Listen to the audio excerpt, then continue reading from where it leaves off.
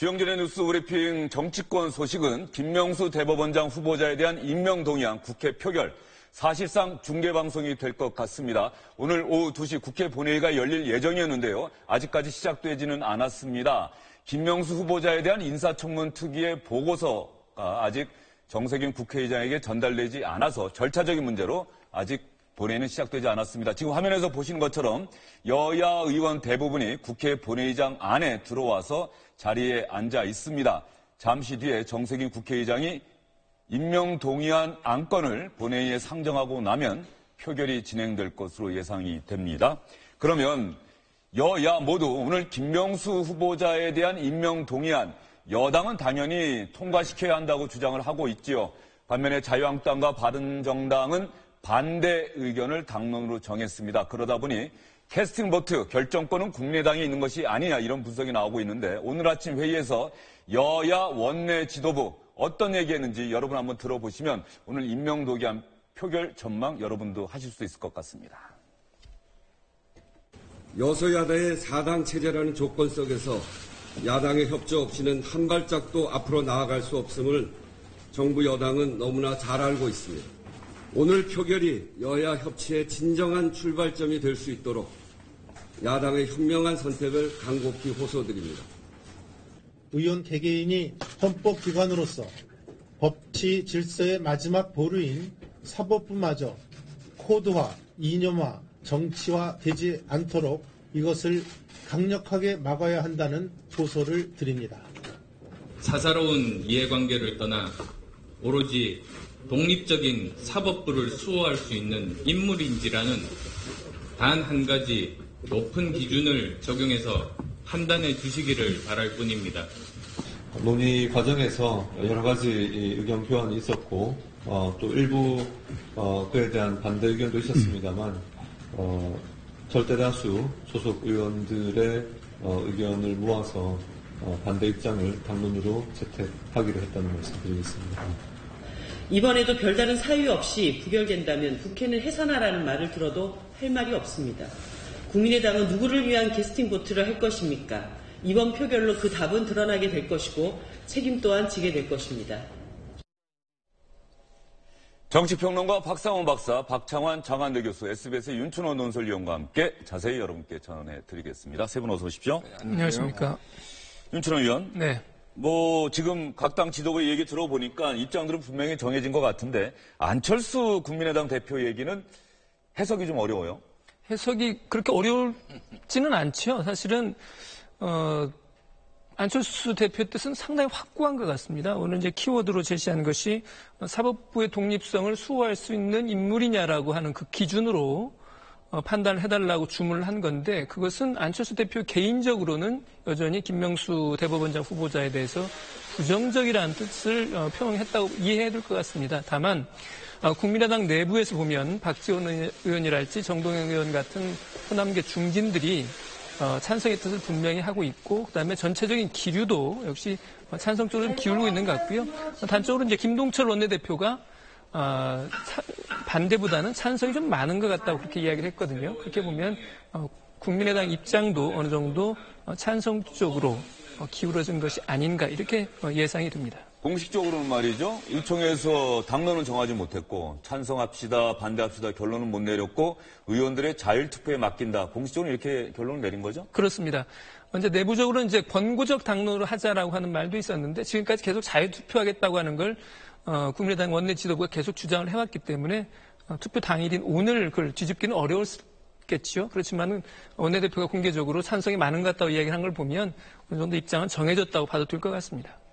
김동철 원내대표가 찬성이 많은 것 같다고 미리 얘기하는 거 혹시라도 있을 수 있는 부결 가능성에 미리 대비한 포석이 아닐까 싶기도 한데요.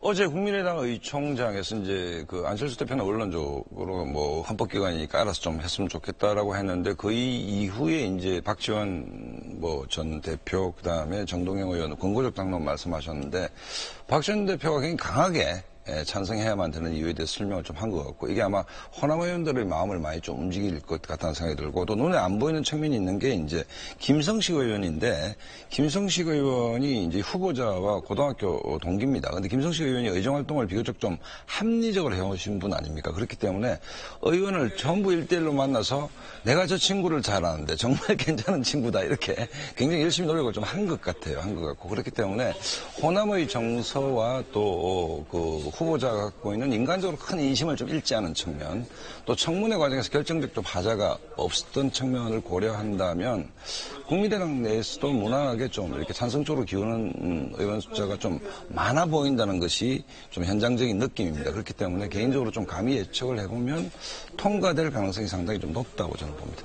박찬원 교수님은 어떻게 전망하십니까? 네, 저도 무난하게 과반 이상을 얻어서 통과될 것으로 보입니다.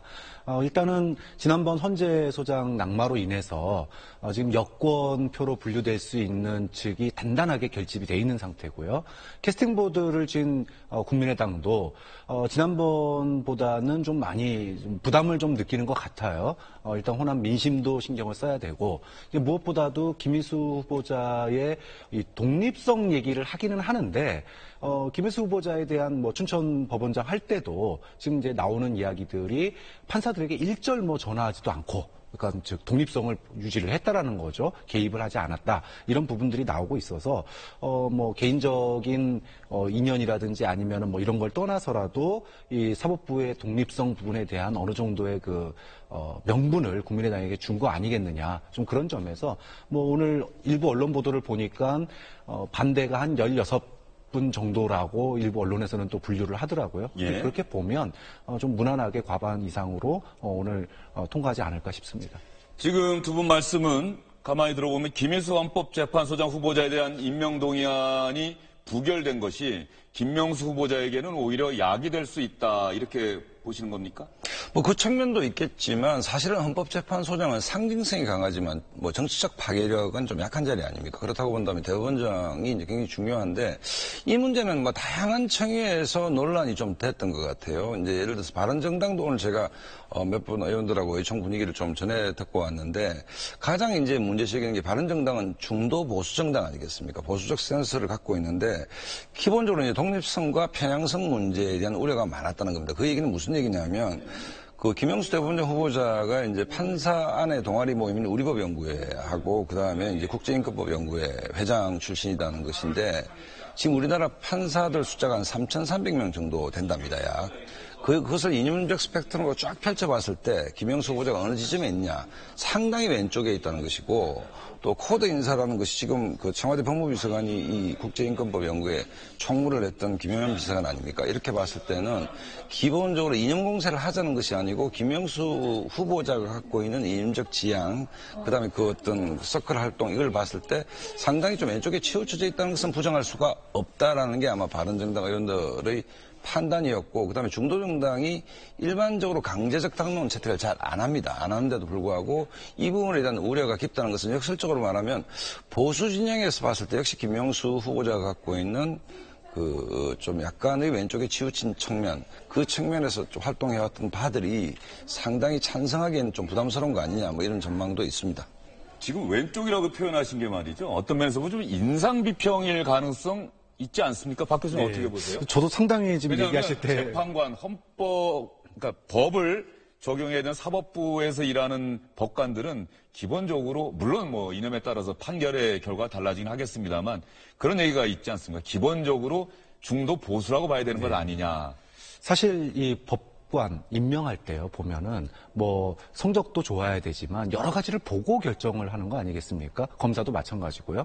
그런 우리나라의 사법부 자체가 보수적이라고 하는 거는 이미 뭐 수많은 판결에서 나오고 있는데 보수 안에서 뭐 왼쪽이다 그러면은 사실 일반 국민들로 보면은 상당히 합리적이고 중간 정도의 위치라고 볼 수 있는 거예요. 좀 그런 점에서 뭐 이념을 가지고 지난번 김희수 헌법재판 후보자나 이번에 이제 김명수 대법원장 후보자를 이념으로 이야기하는 거는 좀 사실 좀 너무 나갔다. 이제 다만 지난번에 김희수 재판관이 낙마한 게 헌재 소장이 낙마한 게 이번에 야기됐다라고 하는 건 좀 있다고 봅니다. 왜냐하면 지난번에는 국민의당이 사실 반대를 위한 반대가 아니고 너무 뭐라 그럴까요? 새로운 헌재 소장을 임명하면 되는데 굳이 임기 1년 남은 재판관을 임명하려고 대한 거에 대한 반발. 즉 어떻게 보면은 지금 문재인 대통령이 독주하는 거에 대한 반발이었거든요. 근데 그게 한번 이제 꺾였지 않습니까? 이번엔 어때요? 대법원장 후보자 올려놓은 상황이니까 지난번에 그런 일이 있으니 대통령도 외국 나가시기 전에 전화하고 잘 좀 부탁한다. 그 다음에 여당 국회의원들 또 당대표들도 특히 추미애 대표하고 원내대표가 사과까지 했습니다. 그리고 1대1로 다 마크맨 붙어가지고 다, 이제 좀 봐달라고 이렇게 하니까 좀 국민의당이 이번에는 상당히 우호적으로 돌아서지 않을까 싶습니다. 예, 알겠습니다. 여기서 국회 본회의장으로 다시 한번 가보도록 하겠습니다. 정세균 국회의장이 막 입장을 했고요. 지금 안건을 상정하는 것 같습니다. 한번 들어볼까요? 따라 대통령이 국회에 임명 동의를 요청해 온 것입니다. 공직 후보자의 재산 및 병역 신고 사항은 국회 공보에 게재되었으며 의석 단말기에서도 보실 수 있습니다. 그러면 대법원장 김명수 임명 동의에 관한 인사청문특별위원회에 주호영 위원장 나오셔서 심사 경과를 보고해 주시기 바랍니다.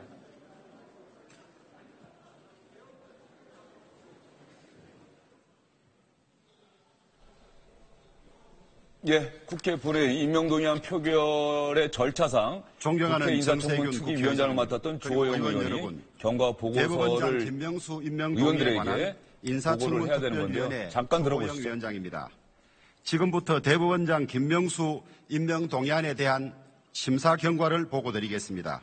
위원님들께서 잘 아시는 바와 같이 대법원장은 국가 권력의 한 축인 사법부의 수장으로서 사법부 구성에 관한 권한을 보유하고 법원의 사법행정 사무를 총괄하며 최고법원인 대법원의 전원합의체 재판장으로서 법률을 최종적으로 해석하고 적용하는 위치에 있습니다.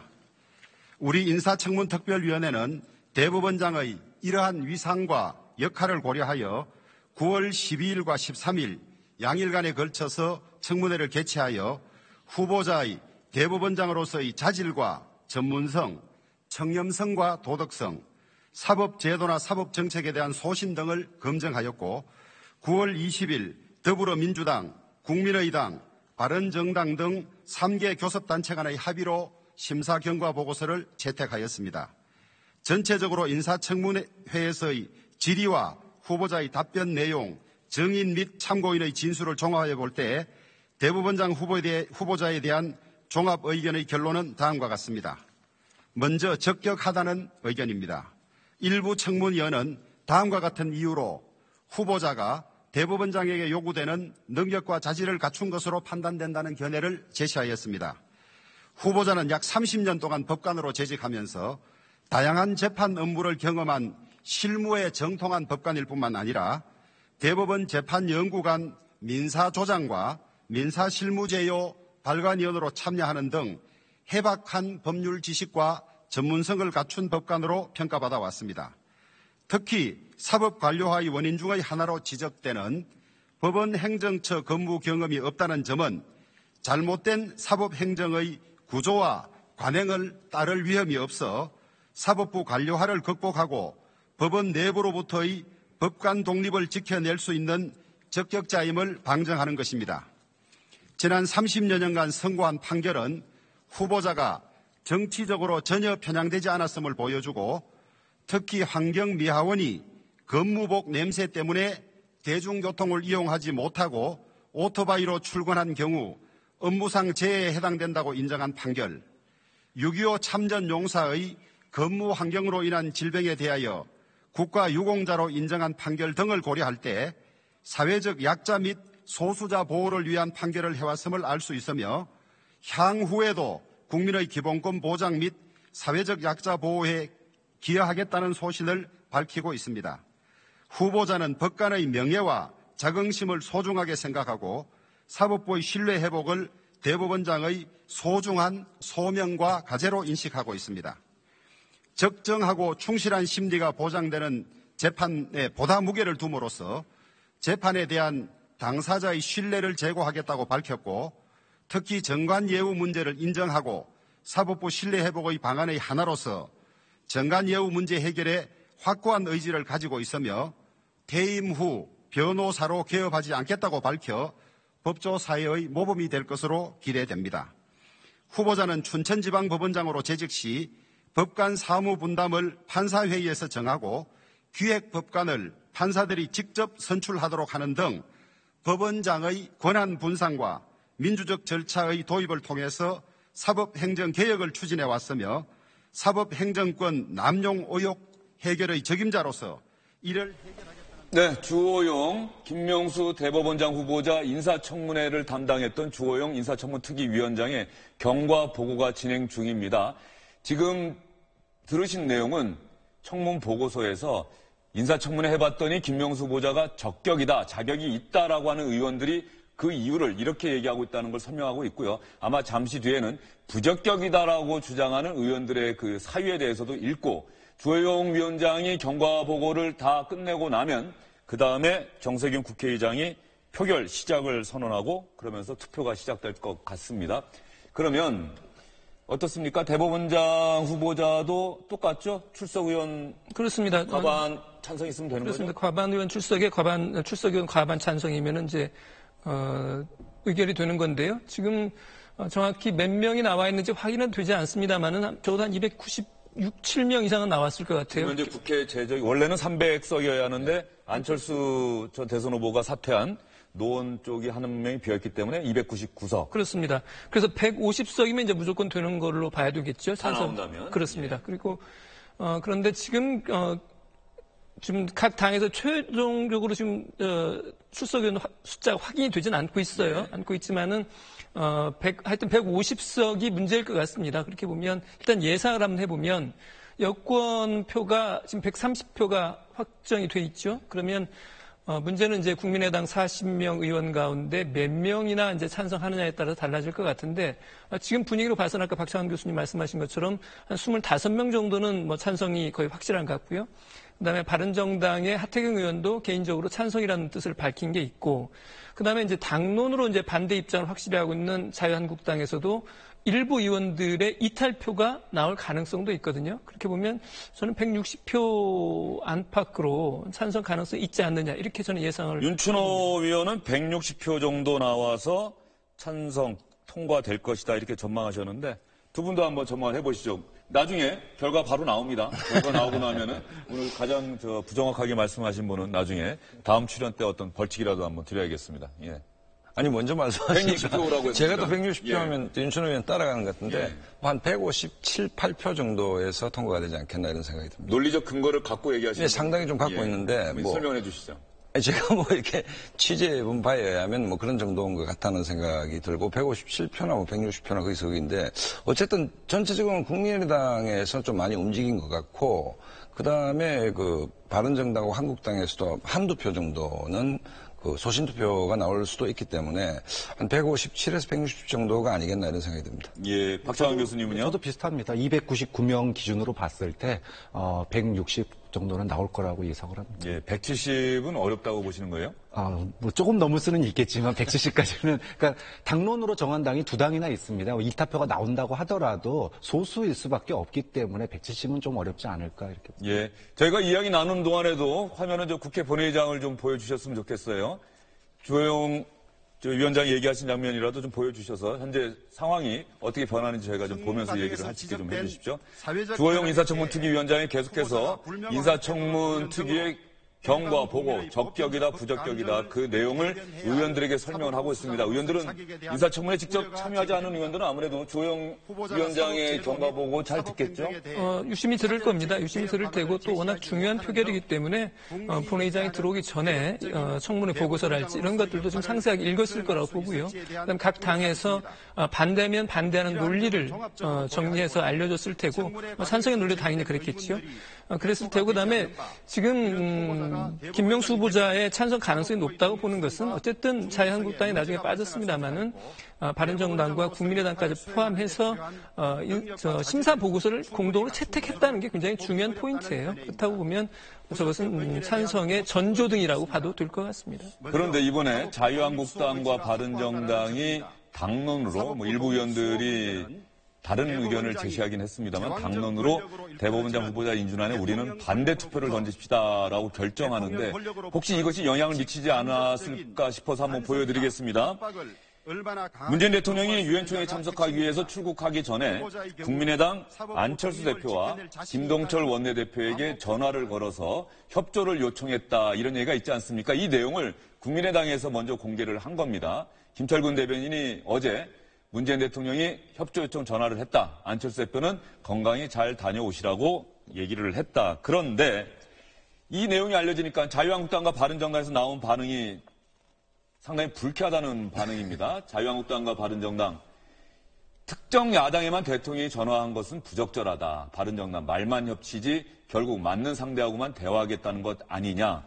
그런데 국민의당 일부에서도 우리 당한테만 전화를 했다는 사실이 알려지면서 오히려 국민의당 처신이 어려워졌다 이런 얘기도 있어요. 이중대론이죠. 특히 홍준표 대표가 매일 이중대, 삼중대 얘기하지 않습니까? 국민의당은 민주당의 이중대다 이런 얘기인데 어쨌든 대통령께서 출국하기 전에 전화한 건 급하긴 급했습니다. 어쨌든. 근데 이제 조금 아쉬운 측면은 어쨌든 대통령이 이제 3당 대표 원내대표하고 통화를 하면서 협조를 요청했다면 여권이 상당히 더 큰 압박 카드를 갖는 것 아니겠습니까? 갖는 건데 바른정당 김철근 대변인 논평났지 저 때만 하더라도 김철근 대변인도 아마 야당 모든 대표 원내대표하고 대통령께서 통화를 했을 거라고 아마 생각했던 것 같아요. 같은데 이제 바른정당 안철수 대표, 김동철 원내대표하고만 통화를 하니 사실 좀 국민의당도 좀 분위기가 머쓱한 것이고 또 다른 두 야당은 이제 반발할 수밖에 없는데 특히 이제 바른정당 정도는 뭔가 좀 이렇게 협조를 구하고 어떤 자세를 좀 보였으면 하는데 저도 사실 좀 이해가 안 가는 것이 전병헌 수석도 있고 야당하고 통화를 하려면 이 통화의 효과, 정치적 기대 효과는 충분히 예상되는 바인데 왜 저렇게 문재인 대통령이 하셨을까 저도 사실 좀 의아합니다. 예, 박창원 교수님 생각은 어떻습니까? 그래도 문재인 대통령이 일종의 협치를 또 실천한 것이다 이렇게 볼 수도 있는데 왜 다른 야당엔 전화를 안 했을까요? 누울 자리를 보고 다리를 뻗어야죠. 아니 당론으로 이미 헌재 소장 지난번 부결될 때요. 그러니까 소위 이념 프레임 그리고 동성애 프레임이라고 하는 걸로 사실상의 마녀 사냥이 이루어졌습니다. 그에 대해서 청와대나 여권이 상당히 부글부글 끓었었거든요. 지지층에서도 사실 논란이 많았었고요. 이제 그런 상황에서 사실 지금 거의 당론으로 이제 사실상 반대표를 던질 것으로 예상이 된 상황이었고 그렇게 본다면 그나마 지원을 해줄 수 있는 건 국민의당밖에 없었기 때문에 국민의당에게 좀 잘 부탁드린다. 그러고 간 걸로 이렇게 봐야 될 것 같습니다. 문재인 대통령이 전화를 한 게 이제 18일 오후예요. 근데 이제 출국 시간이 오후 3시였거든요. 그러니까 제 생각에는 아마 공항으로 이동하는 중에 전화를 하지 않았을까 하는 생각을 해보면 물리적으로 시간이 부족했을 수도 있어요. 김동철 대표하고 안철수 대표 두 사람하고 통화를 하는데 아마 이동하는 중에 했다 그러면 굉장히 대통령이 급박하게 결정을 해서 좀 연결해 보십시오라고 이야기를 했을 가능성이 있고 그렇다 보면 다른 두 야당과는 물론 이제 실효성 측면에서도 문제가 있었겠지만 물리적인 시간이 부족하지 않았을까 하는 그런 생각도 해볼 수 있지 않을까 싶습니다. 실효성 문제는 대통령의 말 한마디는 굉장히 상징성이 큽니다. 대통령이 전화했다 해서 자유한국당이 찬성해 줄 일은 만무한 것이죠. 하지만 국민들 입장에서 봤을 때 최고 통치권자인 대통령이 김명수 후보자의 문제에 대해서 반대가 예상됨에도 불구하고 전화해서 간곡히 협조를 구했다는 것이 나쁠 리가 없는 것인데 윤천호 의원 말씀하신 것처럼 시간이 없이 급작스럽게 이런 전화다. 그것도 문제인 것이죠. 왜냐하면 이게 만약에 부결되면 문정부의 국정운영 동력이 급격히 상실됩니다. 초반에. 그다음에 어떻게 이제 국정국이 흘러갈지 예상이 안 되는 부분 아닙니까? 그렇다고 본다면 유엔에서 북한 핵 문제에 대한 다자 얘기도 중요하지만 국내 정치에서는 이게 굉장히 중요한 문제거든요. 그렇기 때문에 좀 더 시간을 가지고 좀 진지하게 대통령이 설득하고 이해를 구하는 모습을 좀 국민들한테 보여줬다면 어땠을까라는 아쉬움은 남습니다. 예, 그런데 말이죠.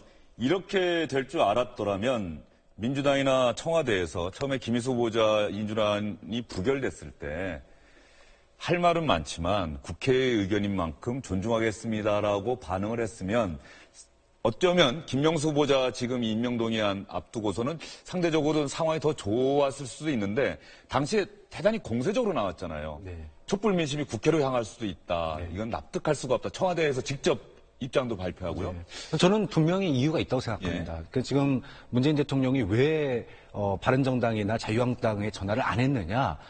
이대로 끌려가면은요. 그러니까 사실은 예를 들어 국회에서 민심에서의 지지율은 좋은데 국회에서 좌절되는 모습이 앞으로도 무난하게 무수히 볼 장면들이거든요. 어쨌든 간에 분명한 것은 여당 의석이 야당 의석보다 적은 그렇죠. 소수 여당이죠. 소수 여당으로서 이게 이제 헌재 소장 부결되고 그 다음에 앞으로 또 이런 일들이 계속 반복될 가능성이 있는 상황에서 이제 도끼를 품을 수밖에 없는 상황이라는 거예요. 만약에 여기서 벌써부터 허리 숙이고 들어가면 앞으로 정기국회 이제 시작인데 어떤 예를 들어 지난번 예산 추경 예산 할 때도 얼마나 힘들었습니까? 그럼 이번 본 예산 더 마찬가지예요. 그렇게 따지면은 지금 대통령이나 지금 청와대에서는 기싸움이라고 봐야 될 것 같아요. 기싸움인 상황에서 지금 벌써부터 허리 숙이면은 이번 정기국회가 힘들어진다 이렇게 보고 있는 걸로 봅니다. 네, 주호영 위원장의 경과보고 끝났고요. 국회법 제114조 제2항에 따라 간표위원을 지명하겠습니다. 박주민 의원, 안호영 의원, 최인호 의원, 시청자 여러분, 이 국회에서 의원, 표결이 말이죠. 유민봉 의원, 학교 교실에서 표결하는 것과는 좀 다릅니다. 저렇게 하나하나 절차를 다 해야 되는데 이제 간표위원, 투표 과정을 옆에서 지켜보고 감시해야 될 의원들의 이름을 발표하고 있고요. 의사국장으로부터 투표 방법에 관한 설명이 있은 다음 바로 투표를 시작하겠습니다. 네, 곧 투표가 시작될 것 같습니다. 국회 의사국장이 나와서 투표 방법에 대해서 설명을 하게 됩니다. 왜 저 절차가 필요하느냐 하면은 투표 절차 의원들 다 알 것 같은데 실제로 보면은 꼭 이상하게 투표하는 의원들이 있습니다. 기표소에 입장하여 투표용지 가불안에 한글이나 한자로 가 또는 부를 기재하시면 되겠습니다. 가 또는 부 이외의 문자나 기호를 표시하면 무효로 처리되며 투표용지에 어떠한 표시도 하지 않을 경우 기권으로 처리됨을 유념해 주시기 바랍니다. 이상으로 설명을 마치고 투표를 시작하겠습니다. 네, 의사국장 설명이 간단합니다. 투표용지에 가, 부. 저것도 좀 시간이 지나면 좀 바꿀 필요도 있어 보여요. 이제 한글 세대인데. 한자나 한글이나 다 쓸 수 있죠. 그런데 어쨌든 가부라는 이 표현 자체가 좀 익숙하지 않은 표현 아니겠습니까? 그래서 가끔 나오는 해프닝 중에 하나가 이제 가부 대신에 동그라미와 가위표로 표시를 해가지고 그런 경우에는 무효표 처리가 되는 거예요. 찬반 이렇게 쓰는 사람들도 있고요. 가장 많은 경우는 사람 이름을 쓰는 경우죠. 가부만 쓰라고 했는데 사람 이름 쓰고 가끔 가다 국회의원 이름도 나올 경우가 있습니다. 대법원장 후보자 인준한 표결인데. 자, 의사국장의 투표 방법 설명이 끝났기 때문에 이제 여러분이 보시는 것처럼 의원들이 투표를 시작했습니다. 그 표결이 아니라 지금 보니까 이미 의원들의 이은미 의원의 모습도 좀 지나쳐 갔고요. 투표가 시작이 된 겁니다. 한성교 자유한국당 의원도 보이고요. 자유한국당 의원들이 가까워서인지 자유한국당 의원들의 모습이 일단 먼저 보입니다. 그러니까 인사에 관한 표결은 저렇게 무기명으로 하기 때문에 의원들이 투표소로까지 이동을 해서 이제 투표를 하는 절차를 밟는 거고요. 일반 법안 같은 경우에는 이제 그 자리에 앉아서 전자투표 방식으로 이루어지죠. 버튼만 누르면 되는 그렇습니다. 거죠? 그래서 사람의 그 인준에 대한 찬성 여부를 밝히는 거기 때문에 저렇게 무기명 형식으로 이루어집니다. 김명수 후보자는 지금 어디에 있죠? 아마도 우리 법조 기자들 얘기 들어보면 서초동에 있는 그 후보자 사무실이 있답니다. 거기서 아마 텔레비전, SBS 주영진 뉴스 브리핑을 통해서 볼지 어떨지 모르겠습니다만 텔레비전으로 국회 본회의 상황을 지켜보고 끝나고 나면 어떤 결과가 나오든 간에 입장을 발표하는데 간단하게 서류로 내고 서면으로 내고 그다음에 기자들하고는 인터뷰를 하지 않겠다. 취임식에서 얘기하겠다. 이런 얘기가 있습니다. 통과된다면. 근데 기자들 입장에서는 이제 나오는 김명수 후보자의 이야기를 안 들을 수가 없을 거예요. 그렇기 때문에 이제 아무래도 반응은 나오지 않겠습니까? 반응은 나올 텐데 공식적인 그런 입장은 이제 제대로 된 자리를 마련해서 그 자리에서 입장을 밝히겠다는 것이 김명수 후보자의 생각인 것 같습니다. 네, 지금 화면에 나오는 의원들은 국민의당 의원들입니다. 조배수 의원이 방금 투표를 마쳐 지나갔고요. 박주선 전 비상대책위원장이 투표를 하기 위해서 기다리는 모습도 있습니다. 국민의당이 결정권을 쥐고 있다. 영어로 캐스팅 보트라고 하죠. 그래서 국민의당 의원들이 과연 어떤 선택을 하게 될지 보통 국회의원들이 지금 바른정당의 김세현 정책위 의장도 지나갔고요. 2장을 집어넣죠. 한 장은 가부를 쓴 진짜 그 투표용지를 넣고 하나는 본인 투표한다라고 하는 걸 알리는 확인 용지를 넣는데 아까 그 앵커에서 말씀하셨듯이 정말 그 선량들 정말 똑똑한 분 300명이 모였는데 매번 저 무기명 비밀 투표를 할 때마다 실수인지 의도인지는 불명한데 서너 표가 꼭 황당표가 나옵니다. 그 황당표가 재밌는 얘기가 많죠. 예를 들어서 뭐 느닷없이 주영진을 적는다든지 그게 뭐 의도된 반대일 수도 있는 것이고 뭐 그런데 불가능하지 않았던 게 예전에 국회의사국장 중에 주영진 의사국장이 있었습니다. 실제로 주영진이라는 이름이 나왔을 가능성도 배제할 수 없죠. 주영진 의사국장은 국회 예산기획처장까지 지낸 다음에 지금 이제 정년 퇴직하신 걸로 알고 있고요. 저렇게 무기명 투표하는 게 인사에 대해서 무기명 투표하는 건 좋은 것 같아요. 이제 그래서 당론으로 물론 이제 반대 찬성 이미 정하고 왔지만 예를 들어 이제 법안 같은 경우에는 정책 대결을 해야 되기 때문에 공개 투표로서 누가 찬성했는지 반대했는지가 전광판에 나오지만 사실 그거 대단한 심리적 압박 아닙니까? 근데 법에 대해서는 저는 정책에 대해서 국회의원들이 한 사람 한 사람이 헌법기관이니까 책임지는 모습을 보여야 된다고 보여요. 그런데 당론이라는 게 있지 않습니까? 그럼에도 불구하고 저는 그런 공개적인 투표하는 게 맞다고 보는데 근데 이제 인사 문제에서만큼은 사실 인간관계이기도 하고요. 그리고 한 명 한 명이 헌법기관인데 당론에 따라서 예를 들어 당론을 거슬렀다. 그런 투표를 했다. 그러는 게 만약에 공개가 된다 그러면 이거는 이제 사실 당 운영할 때 상당히 어려워지거든요. 좀 그런 측면에서 인사 문제에 대한 이 무기명 투표 진행은 뭐 바람직하다고 봅니다. 사실 우리나라 국회법에는 당론 투표라는 건 없어요. 국회법 114조 2항을 보면 이렇게 되어 있습니다. 국민의 대표자로서 소속 정당의 의사에 기속되지 아니하고 양심에 따라 투표한다 이렇게 되어 있거든요. 그러니까 당론에 기속되지 아니할 당론에 구속받지 않아야 된다고 법에 아예 규정이 되어 있는 거예요. 그러니까 사실은 당론 투표라고 하는 것은 양당 정치 과정에서 생겨난 어떻게 좀 법과는 무관한 그런 하나의 정치 문화인 셈이죠. 강제적 당론 문제는 저도 윤춘호 의원 말씀에 동의하는 것이 예를 들어서 어느 지역에는 5, 6선 의원 당대표를 자기 대표로 둔 지역구 의원들이 있고 어느 지역은 초선 의원이 있는 경우가 있습니다. 같은 당입니다. 그러면 초선 의원을 지역구로 둔 주민들은 초선 대접을 받는 건 아니지 않습니까? 의원 한 명 한 명이 헌법기관이기 때문에 이른바 강제적 당론은 정말 없어져야 된다고 보는 것이 그야말로 상김정치에서 청산돼야 될 일종의 적폐거든요.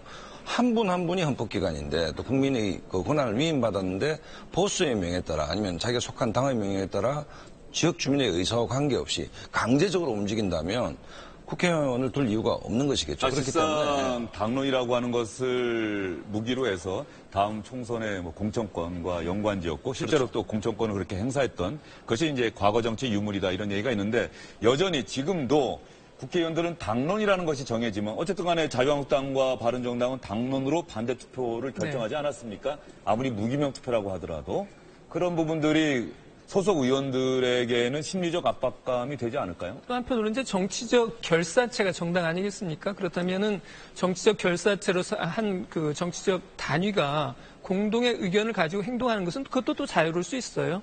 자유로울 수 있기 때문에 저는 꼭 당론 투표라고 하는 것이 꼭 나쁜 것만은 아니라고 봅니다. 아니라고 보는데 다만 인사에 관한 문제랄지 아니면 첨예하게 어떤 사안이 엇갈리는 것들이 있을 수 있습니다. 그런 것들에 대해서는 국회법에 정해진 대로 양심에 따라서 국회의원이 헌법기관으로 자율적으로 투표하는 것이 원론적으로는 맞는 얘기라고 생각합니다. 예, 조금 전에 민주당의 이인영 의원이 지나갔습니다. 광복절을 맞아서 비무장지대 155마일을 도보로 행진했던 그런 이인영 의원이 투표를 마치고 지나가는 모습도 나왔고요. 그러면 의원들이 투표하는 동안에 말이죠. 민주당에서 처음에 김희수 헌법재판소장 후보자 인준안이 부결된 다음에 야당들을 강하게 비판을 했었는데 그런 과정에서 특히 국민의당을 겨냥해서 추미애 의원이 아주 심한 말을 하지 않았습니까? 땡깡. 그런데 이 땡깡 발언에 대해서 이제 김명수 후보자 인준안 찬성시키고 가결시켜야 하는 상황이 되다 보니 추미애 대표가 사과하는 그런 발언을 하기도 했었죠. 여기서 투표가 진행되는 동안에 추미애 대표와 우원식 원내대표 민주당 지도부의 이야기 여러분께 한번 들려드리겠습니다. 김희수 헌법재판소장 임명 부결 직후 입법부인 국회의 무책임을 자문하는 과정에서 저의 발언으로 행여 마음 상한 분들이 계시다면 심심한 유감을 표합니다. 시대의 과제와 국민의 바람이 무엇인지 잘 알기에 유감의 표를 함에 있어서 머뭇거리지 않습니다. 야당의 전향적인 태도 변화와 협조를 간곡히 호소드립니다. 그래 이제 국민의당에서 추미애 대표 사과를 요구했던 건데 저도 마찬가지고 저도 그 과정에 있었던 과도한 이야기에 대해서 국민의당을 불편하게 하신 점들에 대해서는 유감스럽게 생각하고요. 좀 더 앞으로 국회의 협치를 위해서 그런 과도한 발언은 자제하고 가겠다 이렇게 말씀드립니다. 앞으로 과도한 발언은 자제하겠다 이렇게 민주당 지도부가 얘기를 했습니다. 국민의당을 겨냥해서 한 사과입니다. 그리고 박성진 중소벤처기업부 장관 후보자가 자진 사퇴하던 날 임종석 대통령 비서실장이 청와대 출입기자들 앞에 서서 입장을 밝힌 적이 있었는데 박성진 후보자 자진 사퇴 대단히 안타깝다 이렇게 얘기한 다음에 김명수 후보자에 대한 국회 인준 제발 국회에서 협조 좀 해 주십시오라고 정중하게 요청한 적도 있었습니다. 김명수 대법원장 후보자 임명 동의안에 대해서 한 말씀 드리겠습니다. 1948년 정부 수립 이래에 국회의 동의 절차 지연을 이유로 사법부의 수장이 공석이 된 적은 단 한 번도 없었습니다. 행정부도 그리고 입법부도 사법부를 단 하루라도 멈춰 세울 권한은 없다고 생각합니다. 삼권 분립의 한 축인 사법부 수장의 공백이 발생하지 않도록 24일 이전에 대법원장 후보자 임명 동의안을 처리해 주시기를 국회에 간곡하게 호소 말씀드립니다. 임종석 비서실장의 저 호소는 받아들여진 거예요. 24일이 임기 만료인데 네. 오늘 21일에 표결이 이루어졌으니까는 그렇죠. 청와대의 저 호소는 야당이 들어준 셈이 된 거죠? 그렇습니다. 네. 그리고 앞부분에 이제 추미애 대표 이야기 말씀하셨지 않습니까? 근데 오늘 추미애 대표가 예고 없이 그 국민의당 지도부가 있는 데를 찾아를 갔어요.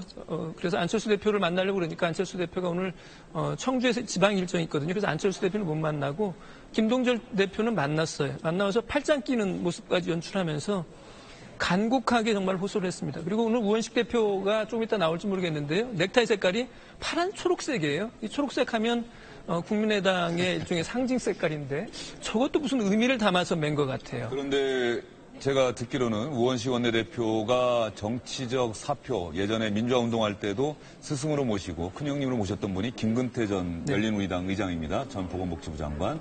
김근태 전 의원 이제 고인이 되셨는데 생전에 선물로 준 넥타이고 오늘이 참 중요한 날인 만큼 그 넥타이를 메고 왔다 이런 얘기를 했는데 또 윤춘원 의원 말씀하신 것처럼 색깔이 초록색이라고 한다면 국민의당에게도 어쨌든 시사하는 바가 있을 것도 같습니다. 그럴 것 같습니다. 예. 이제 사법부의 공백을 막게 좀 도와달라 이런 청와대의 얘기가 사실은 국정의 주도권을 놓치지 않으면서 소위 기싸움에 지지 않으면서도 이거는 반드시 해야 될 일이거든요. 이거 못한다 그러면 사실 청와대의 리더십에 문제가 생깁니다.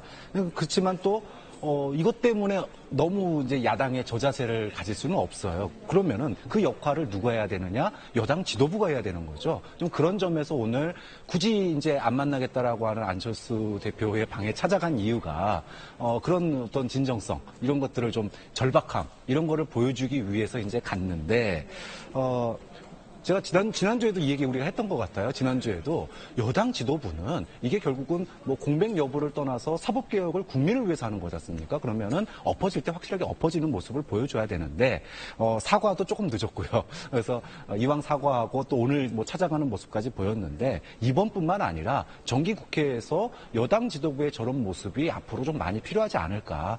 불가피한 지금 행보라고 봅니다. 예, 지금 화면에 국회의원들이 투표하는 장면이 나오는데, 화면 정 가운데 아래쪽에 뒤통수, 뒷모습 보이는 의원이 민주당의 박주민 의원, 간표 의원으로 선정이 돼서 투표하고 나오는 의원들하고 일일이 악수를 합니다. 국회의원들 재미있는 모습 중에 하나가 저거 아닙니까? 매일 보는 사이인데 매일 볼 때마다 저 악수하는 거 말이죠. 예. 악수는 정치인은 DNA에서 본능적으로 이루어져야 되는 것이니까 박 교수님 말씀에 좀 한마디 좀 다른 의견이 있는 게 뭐냐면 예를 들어서 절박감은 보이는데 전 진정성은 좀 안 보인다는 말씀을 드리고 싶은데. 절박감은 보이는데 진정성이 보이지 추미애 대표가 야당 대표를 찾아간 거. 국회 안에 들어가면 대표실 바로 다 붙어 있습니다. 옆방에 계시는지 안 계시는지 다 아는 것이거든요. 그러면 없는지 뻔히 아는데 그걸 찾아갔다는 것은 뭐 그만큼 절박하다는 얘기고, 두 번째는 정치인의 그 어떤 언어는 국민의 눈높이에 맞았는데 전 유감에 대해서 대단히 유감입니다. 사실은 개인적으로 정말 잘못된 게 있고 하면 우리가 일반 국민들은 미안하다, 죄송하다 뭐 이런 얘기인데, 심심한 유감을 표한다는 추미애 대표의 말을 듣고 국민들이 과연 추미애 대표가 야당에게 정말 미안해하구나라고 느낄 국민들이 면치나 될까요? 그래서 저는 이 높으신 분들이 자꾸 유감 하는데, 유감이란 말 좀 잘 안 썼으면 좋겠고. 예전에 그 말씀하시니까 정말 분명하게 그 보통 사람들이 쓰는 표현으로 그렇죠. 해줬으면 좋겠다. 네. 미안하면 미안하다라고 해야 훨씬 알아듣기 편한데, 심심한 유감의 뜻을 표한다는 것은 잘못됐다는 것인지 아니면 정치적 레토릭으로 내가 자 미안하다는 말을 했지요라고 확인받으려고 하는 건지 모르겠고, 어쨌든 그 언어도 좀 그렇고. 그다음에 어쨌든 문재인 정부가 문재인 대통령이 후보 시절부터 TV 토론에서 계속 나왔던 주제가 여소야대 선진화법 상황에서 집권했을 때 전국을 어떻게 풀 것인가에 대해서 경론이 있었지 않습니까? 그렇다고 본다면 뭐 기싸움 이런 게 중요한 게 아니고, 어쨌든 집권당 정부는 문제를 푸는 주체이기 때문에 이렇게 호떡집에 불난 것처럼 이런 일이 있을 때마다 이렇게 쇼잉할 게 아니고, 평상시에 협치를 위한 어떤 그 안정적인 전략, 또 진심 어린 공감의 노력들을 평소에 해야 이렇게 야단을 안 치는 것이지, 꼭 뭐 투표날 다가와서 이렇게 난리법석을 뜨는 것도 좀 국민들 눈에는 썩 보기 좋아 보이지는 않습니다. 네, 지금 화면에 정의당 노회찬 의원, 민주당의 노웅래 의원인가요? 천정배 의원인가요? 이렇게 투표하는 모습 보이고 있습니다. 그리고 맨 오른쪽에 지금 의원이 투표를 하고 있고요. 조홍천 의원 같기도 하고 김동철 원내대표 같기도 하고 말이죠. 다 한 것 같네요. 박홍근 민주당 의원인 것 같기도 하고, 간표 의원도 이제 마지막에 투표를 하게 되겠죠. 투표가 거의 마무리돼가고 있는 것 같습니다. 투표가 마무리되고 나면 뭐 의원들이 한 290명 정도 투표를 했다고 가정을 하면 결과 확인하는데 그리 오래 걸리지 않습니다. 정세균 국회의장이 역시 투표권을 행사하고 있습니다. 국회의장이자 동시에 국회의원이기 때문에.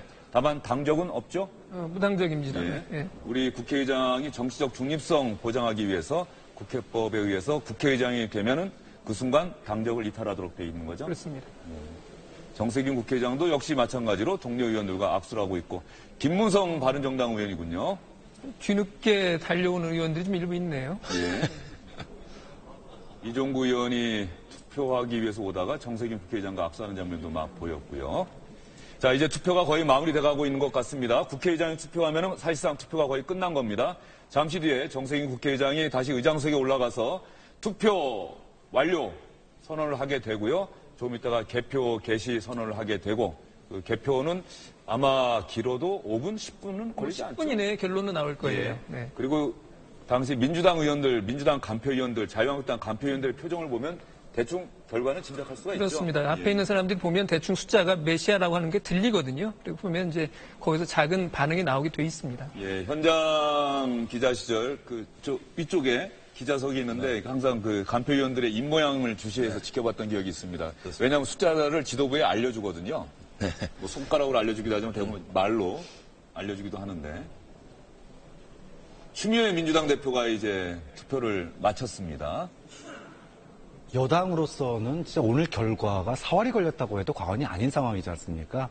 아까 간표위원 입을 본다고 그랬는데 간표위원의 이 반응에 오늘 뭐 희비가 엇갈릴 것 같습니다. 네, 간표위원 지금 화면에 맨 왼쪽 아래쪽에 보이는 의원은 이 서울 양천이 지역구인 황희 민주당 의원이 또 앉아서 추미애 민주당 대표와 악수를 나눈 모습도 나왔습니다. 시청자 여러분, 이제 김명수 대법원장 후보자에 대한 임명 동의안 국회의원들의 표결이 거의 마무리됐습니다. 의원들 투표 마치고 나서 자신의 자리로 돌아가고요. 또 일부 의원들은 서서 동료 의원과 이야기를 나누고 있습니다. 아마도 오늘 표결 결과가 어떻게 나올지 국회의원들 스스로도 정말 큰 관심을 가지지 않을 수 없는 그런 상황입니다. 투표는 거의 마무리됐고요. 잠시 뒤에 간표위원들이 정세균 국회의장에게 보고를 하게 되면 정세균 국회의장이 투표 완료를 선언하고 곧이어서 개표 개시를 선언하게 됩니다. 아마도 지금 오후 3시 정각을 막 지났습니다. 3시 10분에서 15분 사이 정도면 결과가 나오지 않을까요? 그럴 것 같습니다. 한 15분 정도면은 아마 결과가 알려질 것 같고요. 드러날 것 같고요. 그렇게 되면은 이제 아까 우리 박 교수님 표현하신 것처럼 정부 여당이 사느냐 죽느냐 이것도 결론이 나지 않을까 싶습니다. 예. 박창환 교수님이 한 165표 정도 아까 예상하셨습니까? 160. 160. 윤춘호 의원도 160. 그리고 157. 박성훈 박사님이 157. 네. 예. 157에서 160 정도. SBS 주영진의 뉴스 브리핑의 정치 패널들이 얼마나 정확하게. 하셨습니까? 예, 정세윤 국회의장이 이제 막 투표 완료됐는지 확인하고 있습니다. 그러면 투표를 마치고 개표를 시작하겠습니다. 오후 3시 57분에 정세균 국회의장이 투표를 마치고 개표를 시작하도록 하겠습니다라고 명패함을 선언했습니다. 열겠습니다. 개표 시작됩니다, 이제. 이제 투표자 수를 확인을 하겠죠. 이제 투표자 수를 확인할 테고요. 그 숫자가 맞으면 그 뒤에 이제 다시 이제 본격적인 가부 숫자를 헤아리게 됩니다. 그렇죠. 그러니까 국회의원들이 2장의 투표를 한다라고 하는 것이 하나는 내가 투표를 합니다라고 하는 표를 하나 놓고 하나는 가부를 쓴 표를 놓고. 그렇습니다. 그래서 먼저 확인한 게 이 양쪽의 숫자가 네. 똑같아야 나중에 본격적으로 가부된 이 투표용지를 열게 되는 거겠죠. 자, 국회의장에서 바라봤을 때 왼쪽에서 지금 의원들이 모여 있습니다. 저쪽에서 투표가 이루어지게 됩니다. 가부 확인하고요. 가부 정확한 투표수를 확인하기 위해서 아마도 은행에서 쓰는 그런 자동 집계기라고 하나요? 그런 것도 아마 좀 동원되지 않을까 싶고요. 아마 오늘 몇 표 안 되기 때문에. 때문에 아마 숫자 거부가 자동 이루어질 집계. 가능성이 높을 것 같은데요. 보시면 한번 보시죠. 네. 명패함이라고 하는 것이 내가 투표했습니다라고 하는 그것을 집어넣은 투표함입니다. 명패함. 저기에는 아직 가부는 써있는 투표용지는 없고요. 네, 숫자만 본인이 쓰게 투표했는지 그것만 확인하는 거고요. 감표위원들, 그 어떤 국회의원들보다도 참 바로 옆에서 지켜보기 때문에 긴장감들이 더 클 것 같습니다. 국민들이 국회에서 표결하는 모습을 사실 TV를 잘 지켜볼 기회가 별로 없는데 올해는 지난번 탄핵 투표 관련된 것도 국민들이 다 지켜봤고 또 오늘 이 대법원장 후보자 인준 요것도 상당히 이제 앞으로의 전국에서 영향을 미치는 투표이기 때문에 보시는 분들이 상당히 좀 많을 것 같습니다. 예. 박주민 의원 유심히 명패함 숫자 세는 모습을 보고 있습니다. 지금 뉴욕 시간이 새벽 2시쯤 됐을 거예요. 네. 그렇게 되면 아마 문재인 대통령도 아마도 잠이 들었다기보다는 저 결과를 듣고 잠에 들으려고 하지 않을까 싶네요. 그렇죠. 문재인 대통령 입장에서도 지금은 유엔 무대에서 다자외교하는 부분도 대단히 중요하고 북한 핵 문제가 워낙 중대한 사안이기 때문에 그러나 김명수 대법원장 후보자에 대한 인준안 그 결과가 어떻게 될지도 돌아와서 또 정국을 이끌어가는 그렇죠. 큰 변수가 될 테니까요. 예. 윤춘호 의원이 얘기한 것처럼 아마 현장 뉴욕에 가 있는 청와대 참모들도 촉각을 곤두세우고 있을 겁니다. 그랬을 겁니다. 예. 정무수석실이 그래서 아주 상당히 바쁘겠죠. 예. 예. 지금 시청자 여러분들이 보고 계시는 화면은 투표가 완료됐고 개표 개시 선언과 함께 먼저 저희가 말씀드린 것처럼 명패함을 확인하고 있습니다. 화면에는 자유한국당의 정우택 원내대표의 모습이 나타나고 있습니다. 반대 투표를 독려를 했었는데 과연 자유한국당 이번 투표 결과 어떻게 나올지 그 결과가 자유한국당에도 상당히 영향을 미치지 않겠습니까?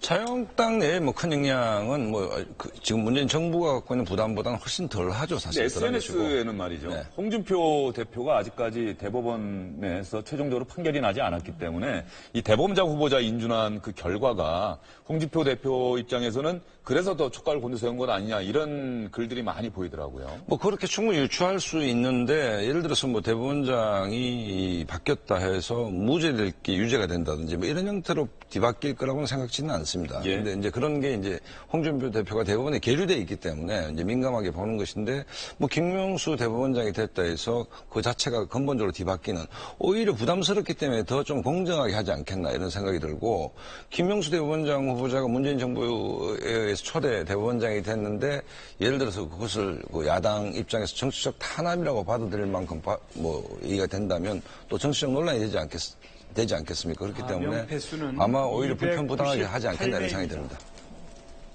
298. 298이라고 지금 방금 얘기했습니까? 아, 그러면 한 명 빼고 자유한국당에서 한 명이 빠진다라고 했는데 한 명 빠지고는 전부 투표를 했다는 얘기네요. 자유한국당에 어떤 의원이 오늘 투표에 다음은 빠졌는지. 투표함을 열겠습니다. 자, 명패함 개수를 확인을 했습니다. 그 양쪽의 표수가 똑같다는 게 확인이 돼야 나중에 최종적으로 발표가 되는데요. 일단 정세균 국회의장이 298이라고 얘기했다라고 하는데 좀 확인이 필요할 것 같습니다. 어쨌든 298이라도 150표가 돼야 통과가 됩니다. 그렇죠. 149면은 통과가 안 되는 거죠. 부결이죠. 298이 가지는 의미는 여야 모두 이번 그 후보자 인준 투표에 대해서 얼마나 관심이 많은지를 보여주는 겁니다.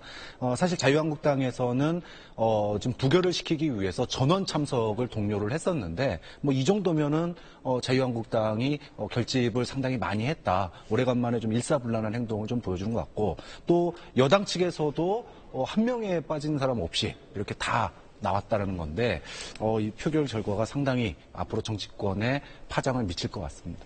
지금 방금 전에 들어온 그 우리 정치부 기자 취재 내용에 따르면은 하태경 의원 같은 이는 투표 끝난 뒤에 찬성 투표를 했다라고 당론과는 다르게 이렇게 이야기를 했거든요. 그래서 전체적인 분위기는 가결적으로 방향이 잡힐 가능성이 높다 이렇게 예상해 볼 수 있을 것 같습니다. 그런데 또 자유한국당의 김정은 의원 같은 경우는 찬성표를 던지지 않겠느냐는 전망이 나왔는데 기자에게 한 얘기가 김명수 후보자와 내가 고등학교 동문인 사실이 알려져서 마음에 부담이 됐다.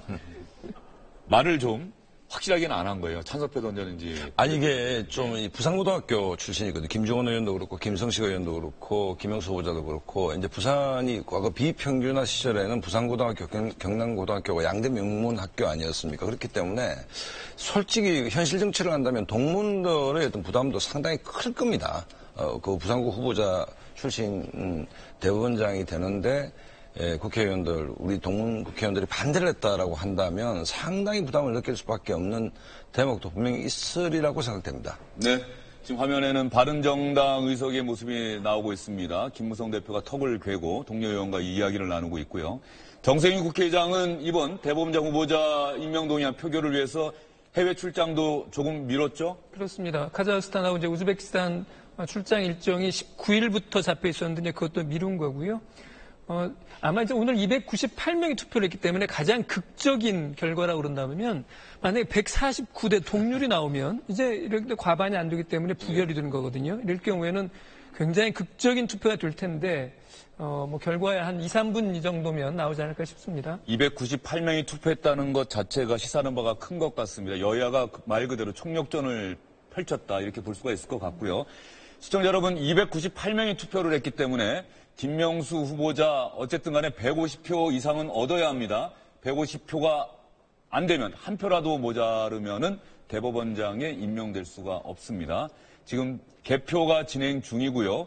잠시 뒤에 현재 3시 8분 30초를 지나고 있는데 3시 10분 정도면은 개표 결과가 발표될 것으로 전망됩니다. 지금 국회 본회의장 그야말로 의원들 숨죽인 채 개표 결과를 기다리고 있습니다. 간표위원들이 여야 각 당 의원들로 구성된 간표위원들이 바로 옆에서 지금 개표 진행 상황을 지켜보고 있습니다. 간표위원들은 뭐 대충 개표가 어떻게 진행되는지 가가 많은지 부가 많은지를 현장에서 가장 먼저 확인할 수가 있겠죠. 이제 저기 얼굴 가린 빨간 넥타이를 맨 사람이 최인호 의원 같은데 전 최인호 의원 표정을 유심히 보는 게 문재인 정부의 핵심적인 국회의원 아닙니까? 예, 오늘 투표에 불참한 의원은 구속돼 있는 배덕광 의원, 부산의 자유한국당 배덕광 의원은 구속돼 있기 때문에 투표를 할 수가 없었고 배덕광 의원 빼고는 모두 나와서 지금 투표한 겁니다. 지금 결과가 정세균 국회의장이 일어났습니다. 298명으로서 명패수와 같습니다. 투표 결과는 잠시 후에 말씀드리겠습니다. 자, 시청자 여러분, 국회 투표 절차가 이렇게 복잡합니다. 저 투표 절차가 오랫동안 그 관행으로 또 국회에서 지켜져온 절차입니다. 자, 298. 조금 전에 제가 말씀드린 것처럼 투표한 의원이 명패함에 넣었습니다. 내가 투표했다고. 그 숫자가 298이었고 가부를 쓴 투표용지도 일단 확인해 봤더니 298표 똑같았다. 그 내용을 정세균 국회의장이 공지를 했고요. 이제 똑같은 사실이 확인이 됐기 때문에 이제 가부 옆에서 손으로 일일이 가와 부를 나눠서 분류하고 있는 모습 시청자 여러분 지금 화면을 통해서 보고 계십니다.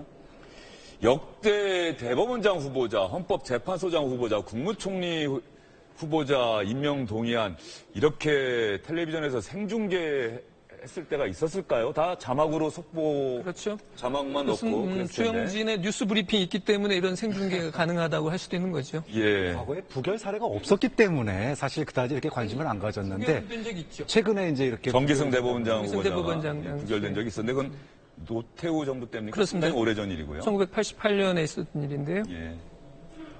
장대환 국무총리 후보자 말했죠. 임명동의안 때도 생각이 나고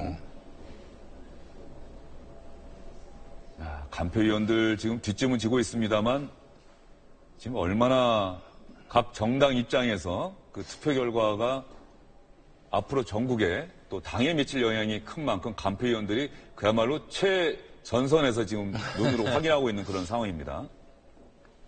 김명수 후보자 지금 심경은 어떨까요? 상당히 이제 떨릴 것 같습니다. 왜냐하면 헌재 소장이 낙마했던 사례가 있기 때문에 상당히 이제 떨릴 것으로 보이는데요. 지금 이제 국회에서 법을 통해서 사회를 바꿔나가는 측면도 있지만 대법원의 판례를 통해서 또 이 사회가 변하는 것도 상당히 많거든요. 그러다 보니 이 여야 모두가 이 대법원장 이 투표에 지금 이제 뭐 사활을 걸고 지켜보고 있는 입장입니다. 앞으로 김명수 대법원장 후보자 잠시 뒤에 개표 결과가 발표가 될 예정입니다. 그 결과에 따라서 앞으로 전국에 상당히 큰 영향이 있을 것으로 예상이 되고 있고요. 유엔 총회 참석을 위해서 미국 뉴욕에 가 있는 문재인 대통령 귀국 후에 전국 운영에도 상당히 큰 변수가 될 수 있습니다. 그래서 여야 모두 현재 구속되어 있는 상태인 자유한국당의 배덕광 의원을 제외하고는 모든 의원들이 오늘 대법원장 후보자 임명동의안 표결에 참여를 했습니다. 298명이 투표에 참여를 했기 때문에 김명수 후보자가 대법원장이 되기 위해서는 최소 150표를 얻어야 합니다. 150표를 얻어야 대법원장에 임명될 수가 있고요. 149표만 얻더라도 대법원장에 임명될 수가 없습니다. 지금 개표도 거의 마무리가 된 것 같습니다. 실무위원들이 가부 나눈 투표용지를 분류를 끝낸 것 같고요. 간표위원들은 숨죽여서 그 장면을 지켜보고 있습니다. 국민의당 박선수, 김성식 의원 바로 앞에 민주당 표창원 의원 모습 보이고 있습니다. 김성식 의원은 공개적으로 나는 당론이 어떻게 정해지든 상관없이 김명수 후보자 찬성하겠다. 최근에 결정한 것도 아니고 내정 사실 발표됐을 때 그 직후에 나는 이미 그렇게 결정했다는 사실을 SNS 통해서 알리기도 했죠. 정세균 국회의장도 시선은 지금 개표 장소로 향하고 있습니다. 저 머리를 쓸어 올리고 있는데 저게 무슨 야구 경기이기 때문에 암호 같은 거 아닐까요? 사인 같은데요. 예, 계속해서 지도부를 향해서 됐다는 괜찮다는 예, 머리를 앞머리를 한 번 쓰다듬고 뒷머리를 4번 쓰다듬었습니다. 예. 140표란 얘기인가요? 반대가. 예. 무소속 이정현 의원, 그 바로 옆에 김무성 의원. 참 예전에 같은 당 동료였는데 지금은 바로 옆에 앉아있지만 사실상 참 먼 사이가 됐겠죠. 그렇죠. 네. 자, 의사국장이 자리에서 일어났습니다. 의사국장을 통해서 정세균 국회의장에게 개표 결과가 전달이 됩니다. 의사국장이 참 국회 사무처 요직 가운데 상당히 중요한 자리인 것 같습니다. 화면에 가장 많이 나오는 자, 이제 개표 결과를 담은 용지가 정세균 국회의장에 전달됐습니다. 시청자 여러분 직접 들어보시겠습니다. 투표 결과를 말씀드리겠습니다. 총 투표수 298표 중 가 160표, 부 134표, 기권 1표, 무효 3표로서 대법원장 김명수 임명 동의안은 가결되었음을 선포합니다. 네, 시청자 여러분, 김명수 대법원장 후보자 임명 동의안 국회에서 통과됐습니다. 298명의 국회의원이 투표에 참여를 했고요. 150표 이상을 얻어야 대법원장이 될 수 있는데 찬성표가 160표가 나왔습니다. 반대는 134표. 기권 1표, 무효 3표. 이래서 김명수 대법원장 후보자 임명 동의안은 오늘 국회 본회의에서 통과가 됐습니다. 문재인 대통령, 청와대, 그리고 더불어민주당, 야당, 특히 국민의당을 간곡히 설득해 왔는데 그 설득하는 작전이 상당히 성과를 거뒀다 이렇게 볼 수가 있겠고요. 오늘 세 분의 패널분들이 결과를 거의 정확하게 맞춰주셨습니다. 그러면 여기서 향후 전국 어떻게 영향을 미칠지 간단히 한번 전망을 해볼까요? 먼저 윤춘호 의원부터 한번 얘기해 보시죠. 일단은 국민의당 협조로 가결이 됐기 때문에 국민의당과 현 집권 여당 간의 어떤 협조 관계가 좀 더 강화될 하나의 계기가 될 수 있지 않을까 생각이 드네요. 예. 박상원 박사님요. 승고비를 넘었습니다. 그러니까 결국 중요한 게 야당의 협치야말로 알파와 오메가다는 것을 문재인 정부나 민주당이 좀 깨달았으면 좋겠고 계속 이런 형태로 야권을 좀 적극적으로 설득하는 모습들을 보여줘야 되지 않나 이런 생각이 듭니다. 네, 박장훈 교수님. 1승 1패의 이 국회 표결이 있었는데요. 저도 국민의당의 몸값이 천정부지로 치솟아올 것 같습니다. 문재인 대통령이 돌아와서 국민의당과 어떤 대화를 나누는지 또 여당 지도부가 앞으로 국민의당과 어떤 스탠스를 유지할지 지켜볼 대목인 것 같습니다. 예. 마무리하기 전에 말이죠. 투표 결과 다시 한번 자막을 통해서 여러분 보고 계십니다. 298명이 투표에 참여를 했는데 찬성은 160표, 반대는 134표, 기권은 1표, 무효 3표 이렇게 해서 김명수 대법원장 후보자 임명 동의안 국회 본회의를 통과했습니다. 김명수 후보자 잠시 뒤에 자신의 입장을 서면으로 밝힐 예정이고요. 오늘 퇴근하는 시간 기자들이 김명수 후보자 직접 만나서 오늘 임명동의안 통과된 데 대한 소감을 물어볼 것 같습니다. 김명수 후보자의 소감 만약에 기자들에게 밝힌다면 오늘 저녁 8시 뉴스를 통해서 여러분께 전해드릴 수 있을 것 같습니다. 오늘 정치권 소식은 여기서 정리를 하도록 하겠습니다. 세 분 오늘 수고 많으셨습니다.